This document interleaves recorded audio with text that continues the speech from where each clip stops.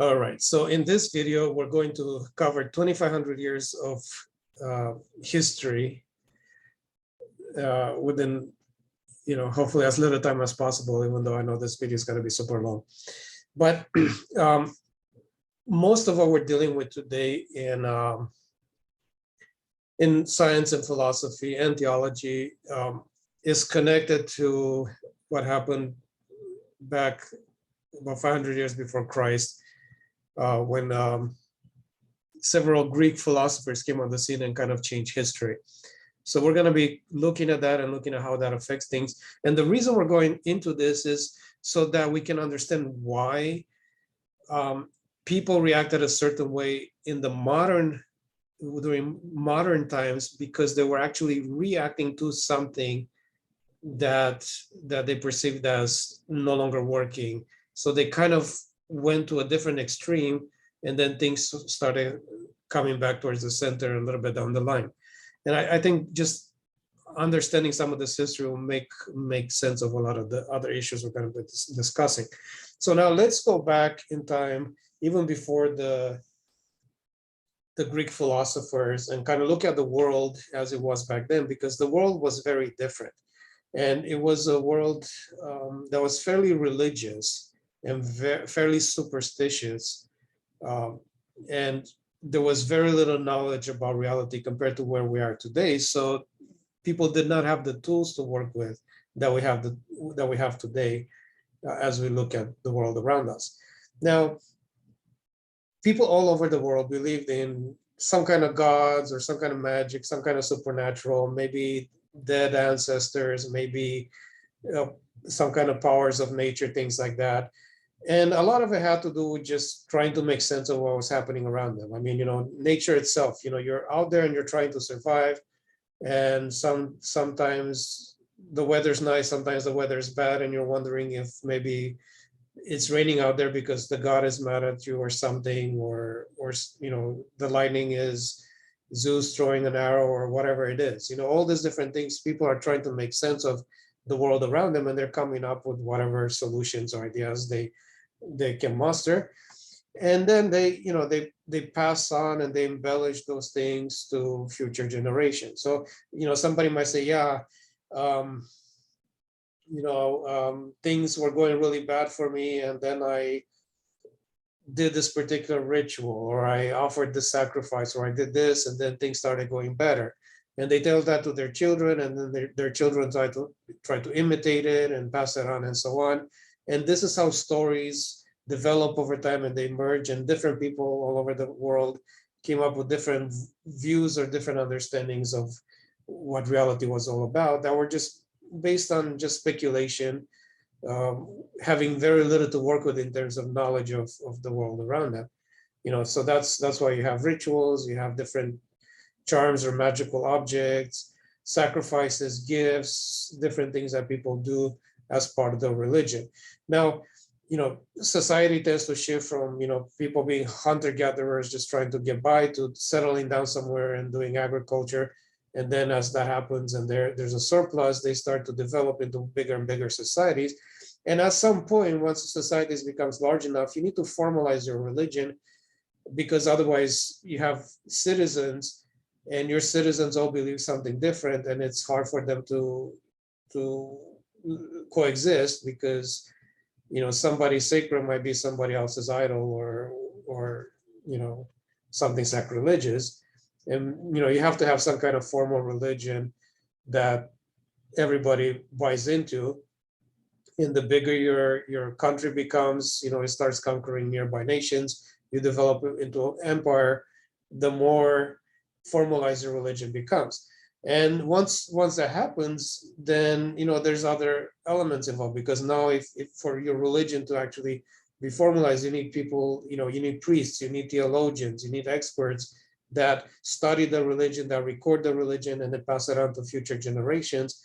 And once you get there, then the role of the priest or of the religious leader gains in significance, and it actually gives some kind of influence on society, because you're supposed to be the one that is most in touch with divinity. And if the king or secular ruler, or the person that's a civic ruler, if they're going to go to war, if they're going to make plans, they probably should consult the gods. So they can't consult the gods directly. They have to consult the spokesperson for the gods. And this becomes a position of influence. So now there's competition, because if you don't have any chance of ever rising up in power through traditional channels, because maybe you're too far down the pecking in order to ever become the king of a nation, you could always take the religious route and climb up all the way to the top, and eventually gain a position of influence and power over the society that you're in, by being the divine representative and so on. So all these things, the mechanism by which these things develop, they're there, and they're fairly easy to see and understand, and they can develop over time. And this is the kind of society, and this is where people were at the time that the Greek philosophers came on the scene. So there was a lot of myth, a lot of superstition, a lot of different ideas about gods and powers and supernatural elements and things like that. So the philosophers come on the scene, and they try, as they look around and as they see different people believing different things, they try to figure out why they believe those things and how they arrived at that knowledge, and realizing that a lot of it has a very fragile basis, and it's hard to demonstrate or to prove that any of it is factual. Okay, so we'll come back to this as we move on to the next, in the next slide, as we talk about the different philosophers. But before we talk about the main philosophers, which are Socrates, Plato, and Aristotle, there were some philosophers that predated them that set the philosophical stage for what they were going to come up with. So the religious environment kind of motivated them to look for an alternative, but there are also certain philosophical components or ideas that also were part of the, or kind of set the stage for what was going to happen next. So one of the pre-Socratic philosophers named Heraclitus introduced the idea of something obvious, the fact that the world is constantly changing. So there's the slogan that you cannot ever step into the same river twice. This idea that everything that happens around us is in a constant state of flux. And he introduced this as kind of a primordial element of reality, or of what existence is all about. Now, another guy came after him and could completely deny this. And his name was Parmenides. And this guy said, no, nothing changes. And of course, this is very counterintuitive, but he had a logical argument for it. And he basically said that for something to change means that it was in one state at point A, and then over time, or point B in time, it changed to a completely different state. So what that means is that this state exists, and then it stops existing, and then this state doesn't exist, and then it comes into existence out of nothing, pretty much. And you cannot really take something that exists and make it stop existing, and something that doesn't exist and make it start existing.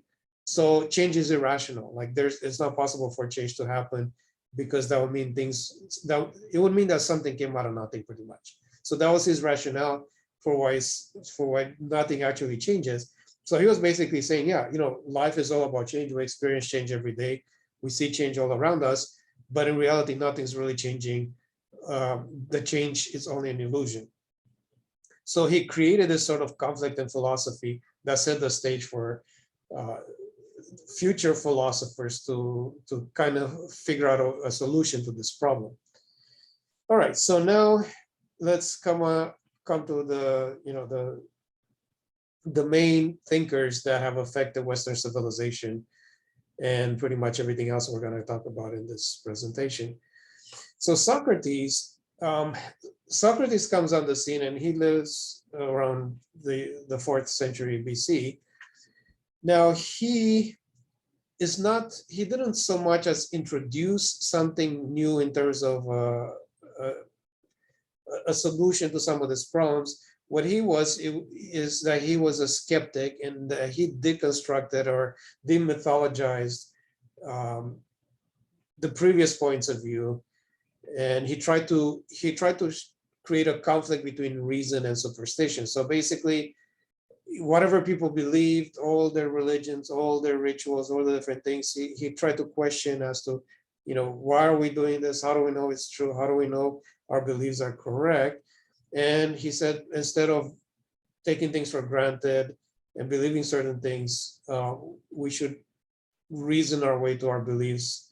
And he created this sort of dichotomy between the average person and the philosopher, who actually took the time to think through their belief system, as opposed to just embracing something that they received from their parents or from society at large.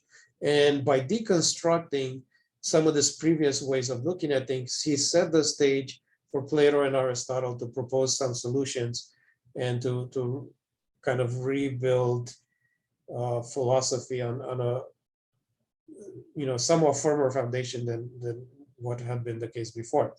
All right, so Plato comes on and introduces kind of something of substance. He actually introduces a perspective, a point of view, and he's trying to deal with the issue of change. Heraclitus, Parmenides, they left this unanswered questions in philosophy before Plato's time, and he's looking at ways to deal with that. So how is it that things change? What is it that causes, like you have a tree that goes from a seed into a germinating plant, and then it grows into a full tree, and then at some point it dies and it just goes away completely. How does it know to do that? What external element is telling it to go through these different stages? How is it that we can categorize things? So you have the concept of trees. There's many different kind of trees, but they're all trees. But then there's other things that don't fall into the category of trees. So what makes certain things belong to one category and certain things be a completely different category? What causes this sort of organizational pattern to the world? How does change happen? How do you respond to Parmenides' accusation that change cannot exist because you cannot make something out of nothing? So the way Plato finds a solution to these problems is by introducing the ideas or the forms, and essentially saying that reality is dualistic. So there's two elements to reality. There's the physical element that we can see with our senses, and this element is constantly changing. And then there's the spiritual element, which is the world of the forms, which is static. It's always there, and it's always exactly as it's supposed to be. Like it's in a complete state, and it doesn't change, and it kind of guides physical reality. So he has the analogy of the cave, where he says that the physical world is but a shadow of the world of the forms, which is the real reality out there. So this illustration might kind of paint a picture of the way he viewed things. Imagine you have a pen, and then you have a piece of paper, and this piece of paper represents a two-dimensional reality. So imagine that there's an intelligent entity that lives in this two-dimensional reality, and you take a pen and you push it through the paper.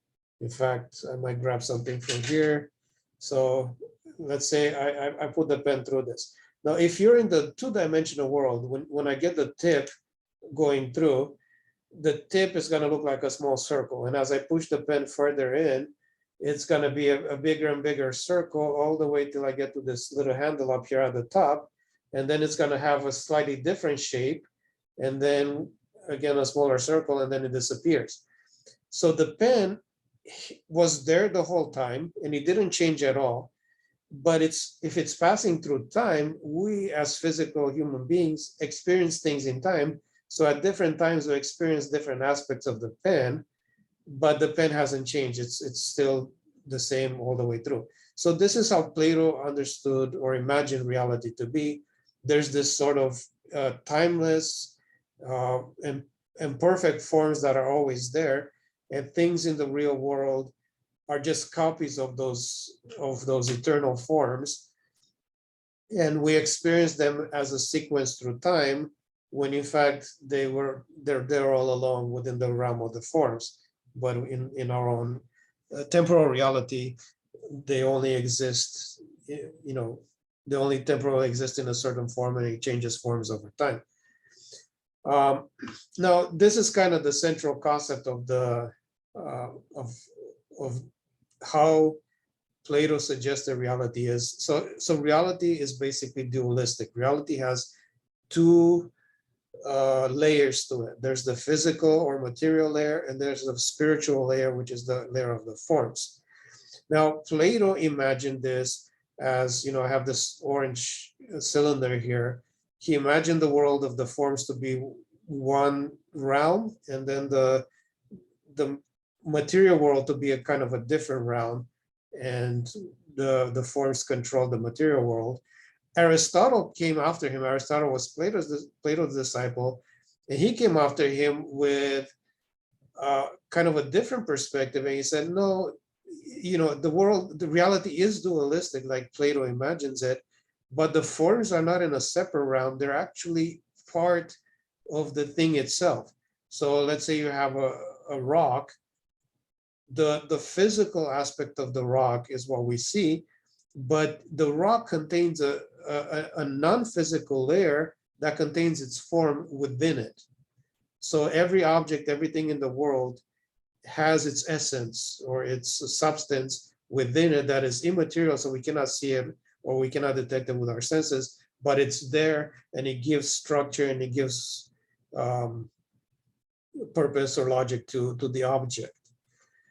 So those were, that was kind of the difference between Aristotle, who postulated this idea of a substance, versus Plato, who viewed things as a different realm altogether that had an impact on the physical realm.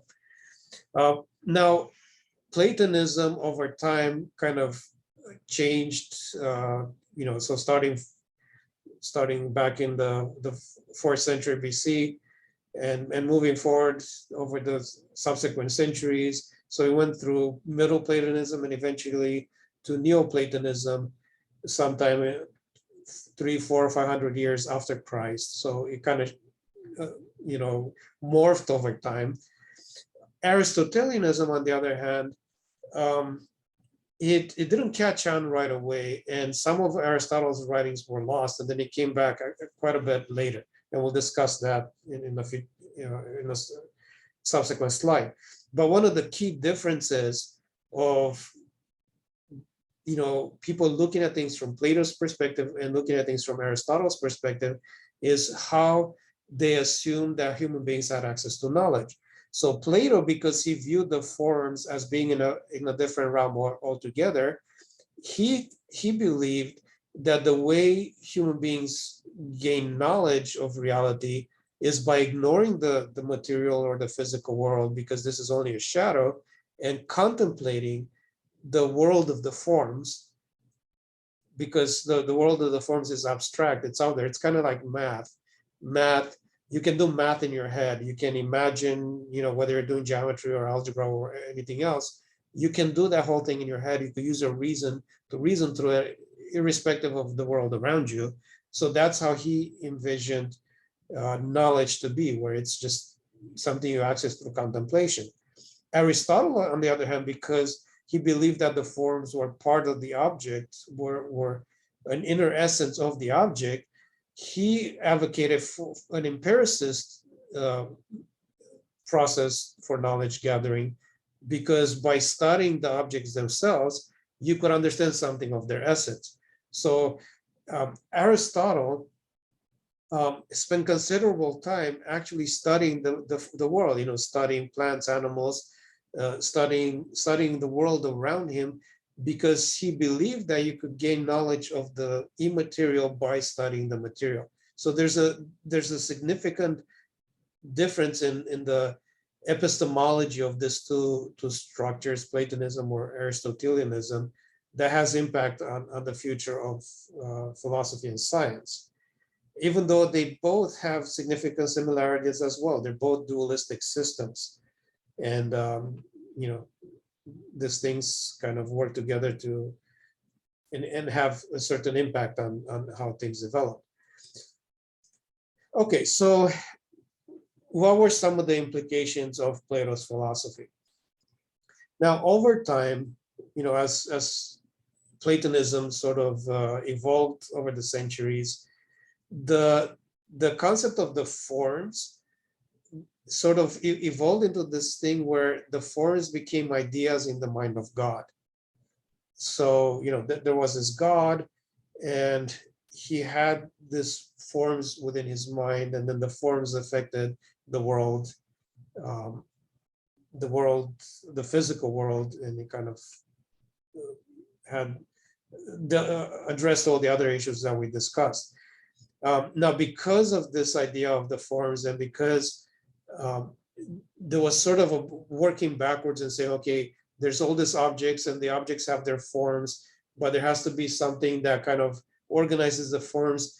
Eventually, people worked it logically back to the idea of there being just one main God that was responsible for all other things that existed.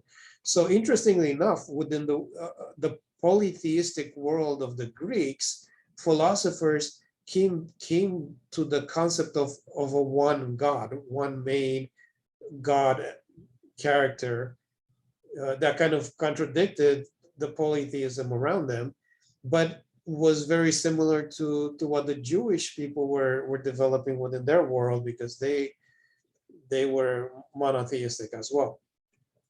But the God of the philosopher also had significant differences from the God of the Bible, because the God of the philosophers over time developed into this concept of which is called classical theism, where God is simple. So basically, God is simple in the sense that he doesn't have parts, because if he has parts, there needs to be something that keeps the parts together. And since there's nothing higher than God, then God has to be simple. God has to be immutable, because there's nothing that can change God in any way, and he cannot change because the forms don't change. So since God is the outworking of this Plato's forms, and the forms are static, then God has to be static as well, since he is the mind in which the forms rest, or however we want to say that. God is timeless as well, since the forms are timeless. God has to be timeless. And God is impossible, so nothing outside of God can affect God in any way. God affects everything else, but nothing can affect God. So God is sort of this static, timeless, perfect component that every other aspect of reality depends on and is affected by. So this is the concept of God that developed out of Platonism. The world was viewed as dualistic. So regardless of which dualistic structure people use, whether it was like a Platonic thing where there were two different realms, or the Aristotelian version where objects had this second layer within themselves, reality, one way or the other, was dualistic. Man had a soul, and the soul was immaterial and immortal, and the soul was somehow connected to the forms. So basically, the fact that human beings can contemplate the forms meant that there was some kind of, we had the ability to access them in some way. So the soul of the human had some element that was connected to the timeless realm of the forms. And finally, knowledge, the ability of human beings to know, was a form of recollection.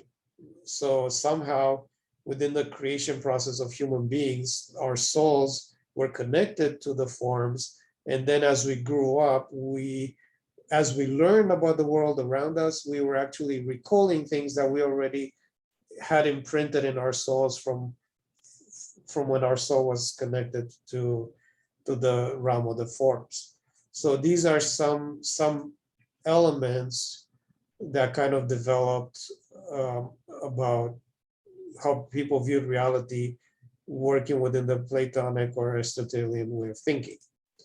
Now, kind of switching over to geography a little bit and history,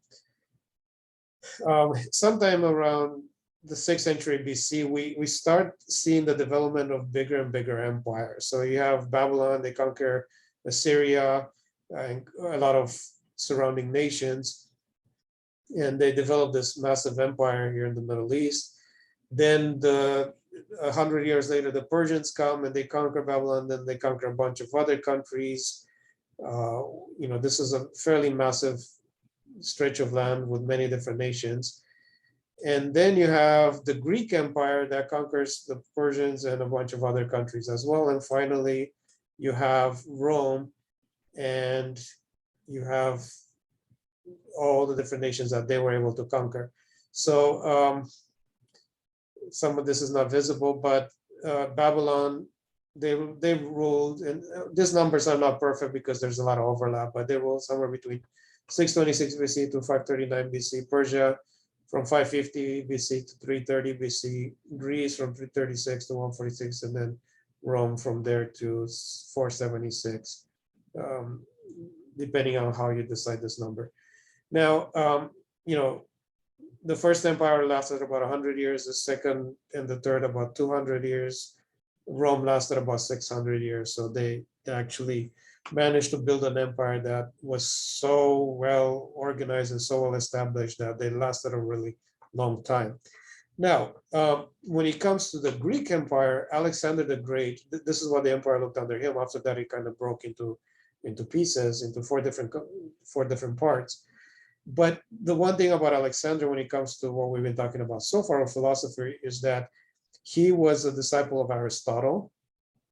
So Aristotle tutored him as he was growing up, and he might not have fully bought into Aristotle's ethics and other things, but he had a high appreciation for Greek philosophy and recognized it as something valuable. And he took it with him all over the empire, everywhere that he conquered. He introduced Greek philosophy to the world. And then when Rome took over, Rome also recognized the value of the Greek system of thought, and they made space for it within their own system. So, Hellenism continued to exercise a significant influence even within the world of Rome. So that is how we have this, these three individuals, Socrates, Plato, and Aristotle, who lived, 500 years before Christ or thereabouts, have such a significant influence on the rest of Western civilization. The way the empire spread has had a lot to do with their ability to influence society at large. Okay, so now Rome had a significant connection with Christianity as well. So Christianity started in Judea, which was occupied by the Roman Empire. It was occupied territory. The fact that the Roman Empire was well established at the time, so Christ lived sometime between 4 BC and 30 something AD, and then his disciples continued on for the next 50, 60 years. The fact that they were within the Roman Empire made it possible for Christianity to spread in a way that it probably would not have spread had this happened, a few centuries before that, when the different nations were fairly secluded from each other, fairly independent. Because throughout the Roman Empire, you could easily travel back and forth. You can go from one country to another, and it made it possible for Christianity to spread quite easily. And so the empire benefited Christianity in that sense, but it also created a lot of problems for Christianity, because at different times in different parts of the Roman Empire, Christians were persecuted and thrown in jail, thrown to the to fight in the Colosseum and things like that. But at some point further down, around 300 AD, Constantine realizes that the empire is too divided, and the Christians are never going to change. By this time, Christianity had become a significant part of the population. The Christians are not going to change. Somehow he comes to the point where he decides to convert to Christianity, whether it's a genuine or not conversion is not really the issue here. So Constantine converts to Christianity, and over the next several decades, the empire itself becomes Christian. So while this is happening, and even before this is happening, Christianity becomes intimately connected with Platonism. And one of the reasons is that as Christians start to spread and as they start to have impact on different layers of society, you have different groups of philosophers coming out and fighting against Christianity, not persecuting them using force, but trying to argue that the Christian point of view is irrational, it doesn't make sense, using Greek philosophy to argue against Christianity. So what you have then on the Christian side of things is you have Christian apologists who in turn use Greek philosophy as well, or Greek methods of argumentation to try to defend Christianity. So what you have is you have different key people within the Christian world who are trained in philosophy and who start developing a defense of the Christian perspective from within a philosophical framework, some of which were actually Platonists before becoming converted. So people like Justin Martyr were raised within a Platonistic way of thinking, became converted to Christianity, and then found a way to kind of harmonize the two systems, because there were already some similarities. The fact that, Platonism was monotheistic, the fact that Platonism had the sense of like there being a different world that is more real than the present world, and Christianity also has some elements like this. So there were some similarities, and in Christianity, Christian thinkers embraced Platonism and found a way to harmonize with Christianity. And here's some other examples: Clement of Alexandria, Origen, and Augustine. And finally, Augustine comes around 350 AD, all the way to about 430 AD. He becomes a Platonist, a Neoplatonist himself, and really buys into that system of thought. And then he becomes converted to Christianity, and he finds a way to systematize all of Christian theology while building it on a Neoplatonic framework. So essentially, all the different aspects of Christianity were developed within the rationale of Neoplatonism. And once Augustine did this, it affected all of Christian history after that, because everybody else kind of built on what Augustine had done. So around this time in history, about 300 years after the start of Christianity, there's almost a complete synthesis of the Platonic system of thought and the Christian system of thought, and it affects the rest of Christian history. Now, this might not have mattered as much were it not for another element that Christianity had that philosophy didn't have. So if philosophy had never met Christianity, it would have continued to morph over time, and it would have changed probably into something very different over the next few centuries, because it had morphed previously, from the time of Plato to the time of the Augustine and other Christian thinkers. Philosophy had changed quite a bit. But one element of Christianity is the idea of tradition and the idea of having respect for the previous generation and the previous ways of doing things that were received from going back to the church fathers, as far back as people had access to. So once Greek philosophy was merged into Christian theology, it became somewhat immortalized in Christian tradition, and it became a lot harder to change things, because the minute people tried to change their way of thought, the questions arose as to why are they going against what previous Christian thinkers have done, because that carried sort of an additional authority to it, so it made it difficult to bring about changes. Okay, so now let's continue on with some the subsequent history. By the time between 280 and 380 or 390 AD, the Roman Empire ends up breaking into two parts because it's just too big and the emperors cannot run it anymore. So they decide to make it into the Western Roman Empire, Eastern Roman Empire. Um, this is not a one-time thing. I mean, they break it apart, they join back together, they break again, they break into three parts, they go back to two parts, and so on. So there's some shift here, but eventually, after about 100 years, the empire is permanently broken into two halves. So you have the East, or the Byzantine Empire, and then the West. And then another 100 years or so later, Rome collapses in the West.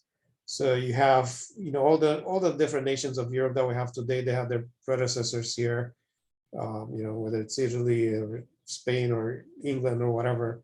These different groups kind of broke apart, and they broke into several different nations here in about 476 AD. Okay, so divided Rome, we went from 285 to 395, fall of Western Rome, fall of Western civilization, so to speak, broke down around 476 AD. The Eastern Roman Empire continued another 1,000 years, and there were already some differences between the Greek church, which was the Eastern church, and the Latin church, which was in the West. And this differences continued to develop over time because of this division and how the empire collapsed. The Latin church in the East, it was subject to the emperor. So the emperor had the final say regarding theological matters and the direction of the church. In the West, however, because the empire collapsed in the West, the church actually ended up stepping into a leadership void, and it ended up growing in power, because now that the empire had collapsed and there were all these different independent nations, they needed something to kind of bring cohesion to the group and kind of maintain some kind of connection, and to help the empire sort of synchronize as it tried to deal with enemies coming in from the outside, barbarians coming in from outside this territory, and also to deal with some of the crises that we're facing. And the Pope and the Church were able to step into this void, and over time develop quite a bit of an influence that continued on for over 1,000 years after this point in time. One other thing I wanted to mention here, which is why I have this civilization thing at the top, is that the growth of theology and philosophy, because they're sciences of the mind and science as well, they flourish in times when civilization is stable, when there's peace, when there's law and order, when people are comfortable taking the time to read and to think and to work through issues. That's when things flourish. But once the empire collapsed, there was a shift in Christian perspective, that where people became more superstitious, where they stopped really taking the time to reason to things, and they depended more on tradition than before, because there wasn't, they were just trying to survive. There was constant fighting, there was lack of stability in society, and this made it difficult for philosophy to further grow, and for people to become educated, and all these different things. So civilization is a key component of how history affected the direction of theology and philosophy. And so the collapse of Rome had an impact on how the church continued or progressed after that. Okay, so there's already significant differences between the Latin church and the Western church, the Greek church and the Latin church. The church in the East, again, is subject to the emperor. The church in the West continues to grow in power, and has significant influence over the societies that it's a part of in the West. 1,000 years into after about 500 years after this happens, in the year 1054, the Great Schism takes place, where there's a complete break between the Catholic Church and the Orthodox Church, which is where we're still at today. So 1,000 years later, this schism hasn't been healed. And if you look at the picture here on the right, there's 2.38 billion Christians in the world at the moment, out of the 7.95 billion people in the world. And hopefully the statistics are still accurate.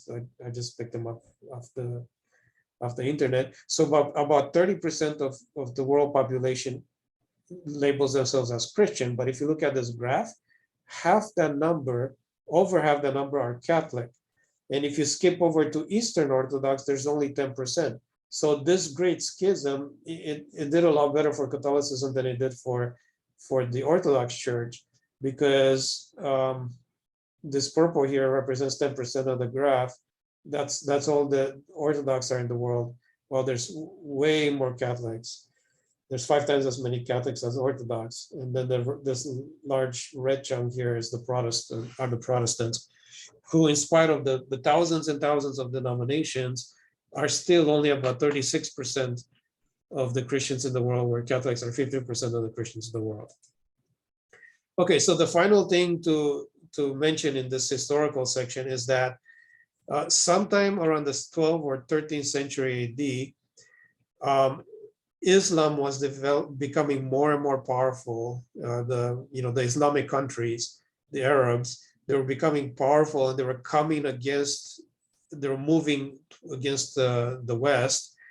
So this is the time when the church called together several crusades, and throughout this process of fighting with Islam, it actually brought people back in contact with Aristotle's writings.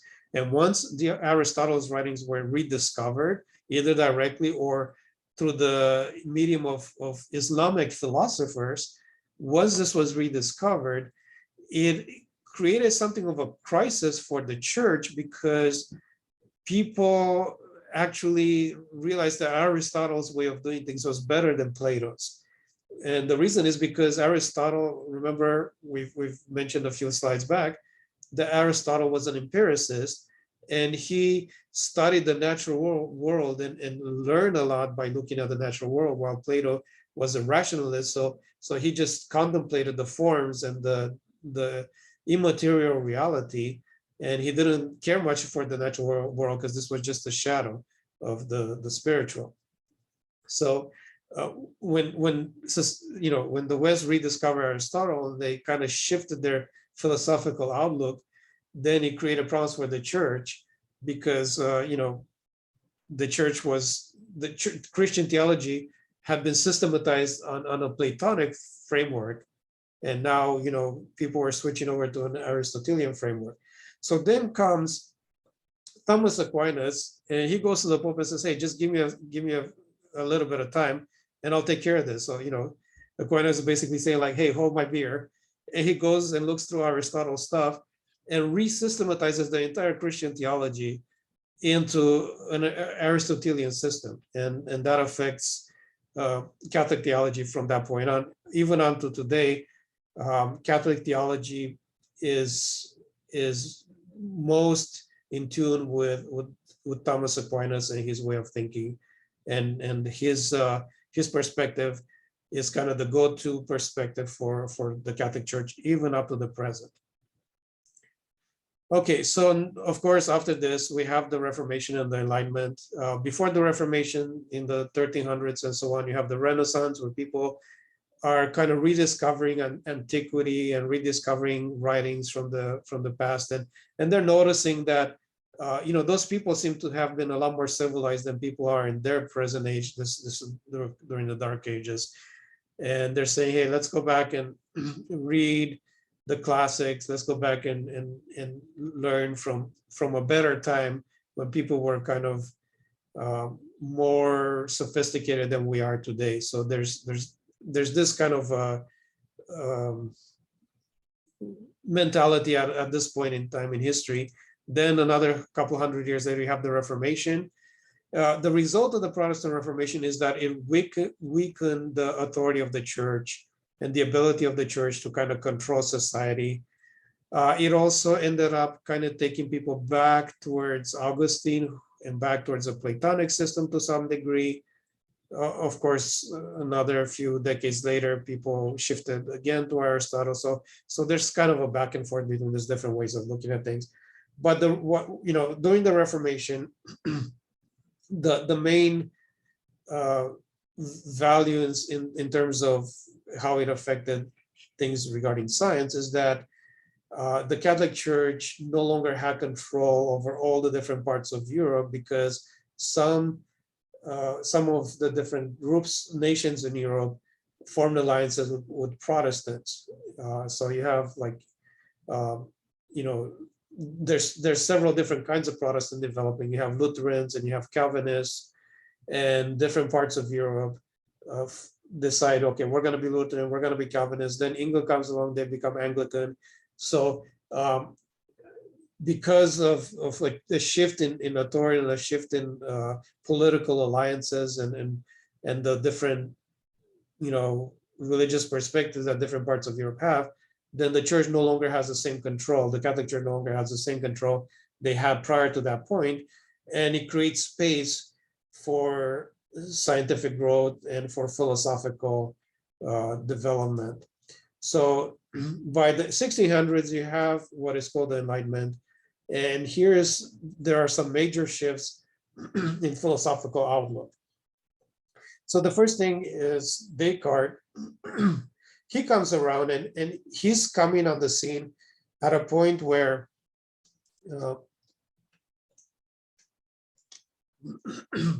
he's coming on the scene at a point where there's serious problems in the society around him, because now you have what they would say what are called the wars of religion, where you have Catholics fighting Lutherans and Calvinists fighting each other and fighting the Catholics, and for decades and decades people just keep fighting, and it's hard to know who to trust anymore or what the authority structure is anymore, because prior to that point the authority was in the Catholic Church and that was it. But now there's all these different perspectives, and it's hard to run society when you don't know who's correct or whose perspective you have to follow.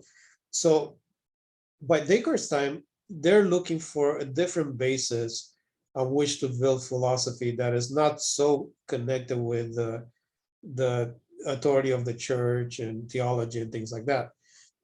So there's a shift in epistemology. So Descartes tries to go back and say, is there anything that I can point to that is an absolute foundation that I can build all subsequent philosophy on? And he goes back and thinks that, pretty much everything he believes could be wrong. Everything around him might just not be true. Even the things that he sees with his or feels or that he interacts with his senses, it could be that maybe there's some kind of demon out there that's just playing games with him, and he's touching one object, but the demon is tampering with his senses and making him think that he's touching some other object. So basically the whole idea of a brain in a vat, maybe the world around isn't real, maybe I'm just imagining it, maybe this is a dream, all these different things. So pretty much all my beliefs, I have no way to know that they're actually true, because it could just be that my senses are not trustworthy and things like that. But there's one thing that I can know for sure, and that is that I exist, because the very fact that I'm thinking about it means that I personally have to exist to think about all this stuff. So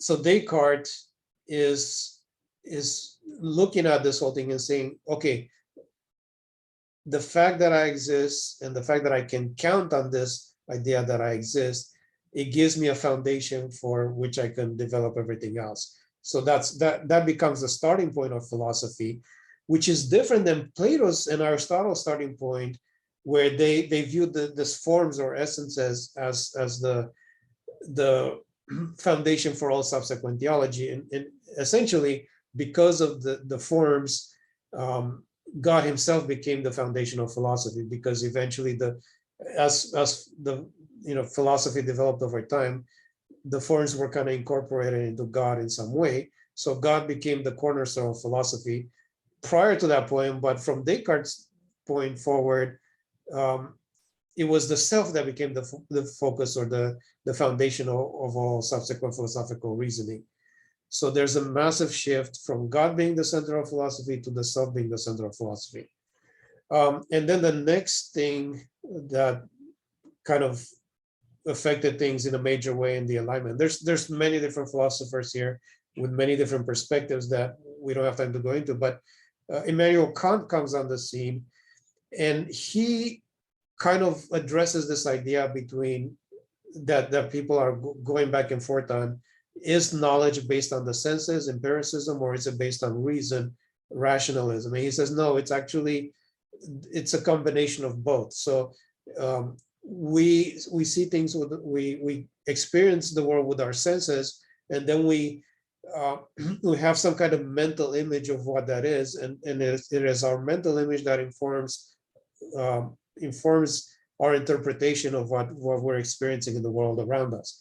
So just to give an example, if you take a remote control, like a TV remote control, and you take it to some tribe in the jungle somewhere that has never experienced modern society, and you give them that control, they have no idea what that is, and they have no framework of interpretation of what that is. So they just treat it like a block of plastic. It's like a stick. It's some object. They might smash it. They have nothing to make sense of what that is.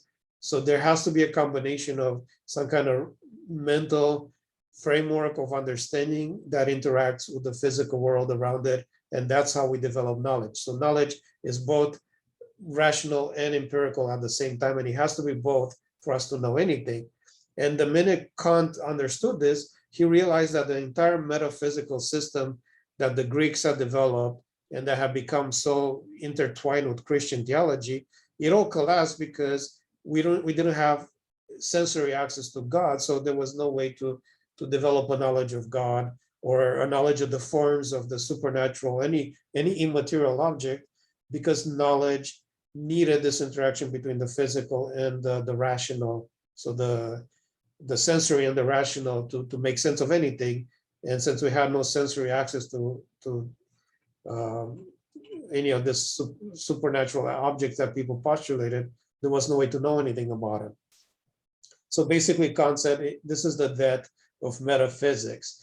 But what it really is, it's the death of the Greek system of thought. It doesn't necessarily affect anything else, but because the Greek system of thought had been so deeply intertwined with theology and with in the entire way of thinking of that the people at that time, to Kant, it seemed like everything collapsed because of his new understanding of how things worked. Now, during this same time, we have the scientific revolution. And one of the things I usually tell people when I talk about science, because we have a lot of Christians today who try to argue that, hey, the church wasn't against science and the church has contributed to science and all these different things. But one of the things I say is, like, think about what is the fastest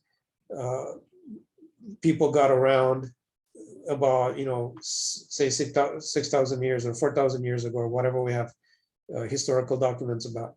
Where the fastest they got around is about, riding a horse and then going, 30, 40 miles an hour. And then let's go 1,000 years into the future to like 3,000 years ago. What's the fastest they got around? Still a horse. 2,000 years ago, what's the fastest they got around? Still a horse, 30, 40 miles an hour. 1,000 years ago, how fast did they get? 30, 40 miles an hour. You get all the way to about 300 years ago, and it's still 30, 40 miles an hour. And then you have the scientific revolution. And now we have spacecrafts that are flying through space at something like 600,000 miles an hour. So within 200 years, science has done something that thousands and thousands of years of previous history were not able to do.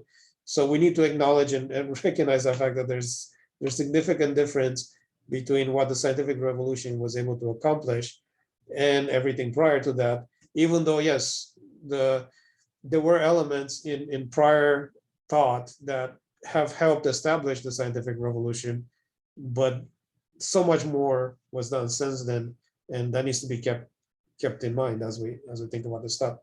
Now, the features of the scientific revolution is that the world started to be treated as a non-dualistic entity. The world was viewed as purely material, and it was not just material, but it was mechanistic. So it was understood as a machine. Especially, Newton comes around and he discovers the laws of gravity and all these different things, and everything else. People start to look at the world as a mechanistic entity where things make sense and they're connected to each other from cause to effect and things like that. So there's a shift away from this dualistic perspective of reality that goes back millennia all the way to the time of the Greeks.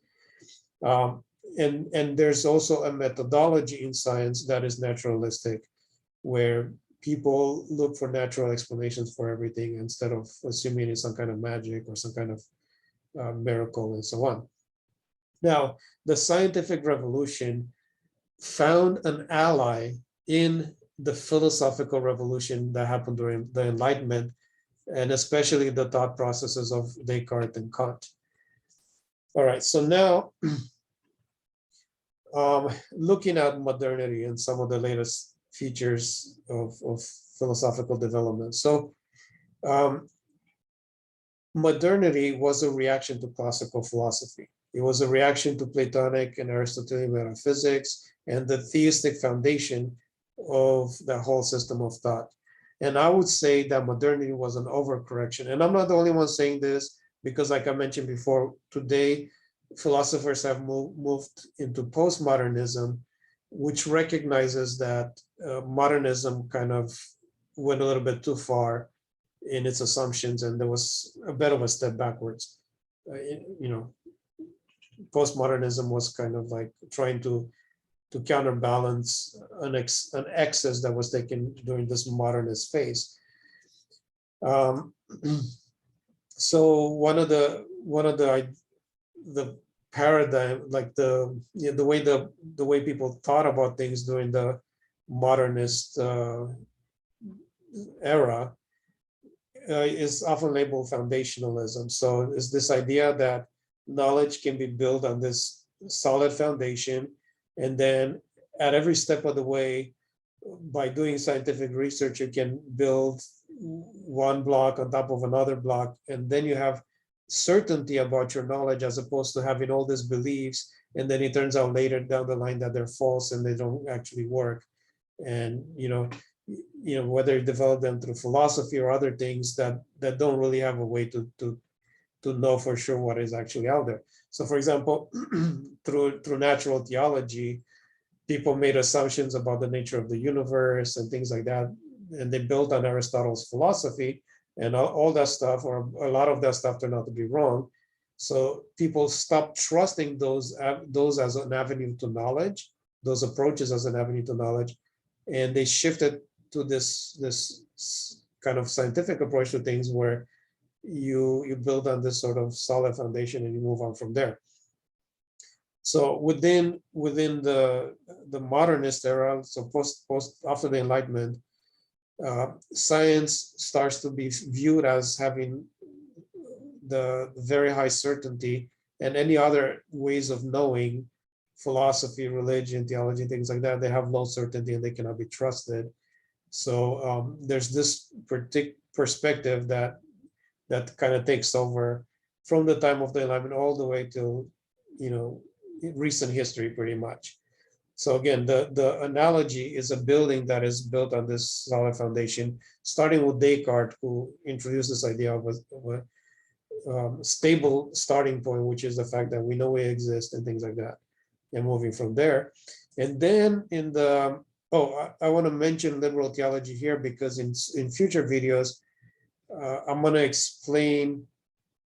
So during this time when philosophy has shifted, a lot of Christians came to realize that this is dangerous to Christian theology, because over time people might become more and more atheistic, and Christianity is gonna kind of collapse probably at some point. So liberal theology was developed as an answer to that, and it was intended to be an adaptation to science and to modern philosophy. And it was intended to be, it was built in such a way so that no matter what happens in the future and what new discoveries there are, it would not affect Christianity anymore. And the reason I want to mention this is because a lot of people say, hey, there's a lot of Christian scientists out there. So just because, a lot of scientists are atheists doesn't mean that there's also a lot of scientists that are Christian.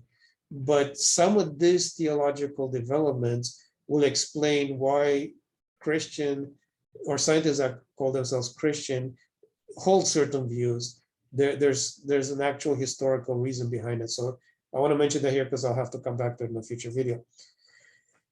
Okay, so after we have this modernist era, in the 20th century, we have what is called postmodernism, where people start to realize that maybe we can't have the degree of confidence we thought we could in science. We can't have that same level of certainty.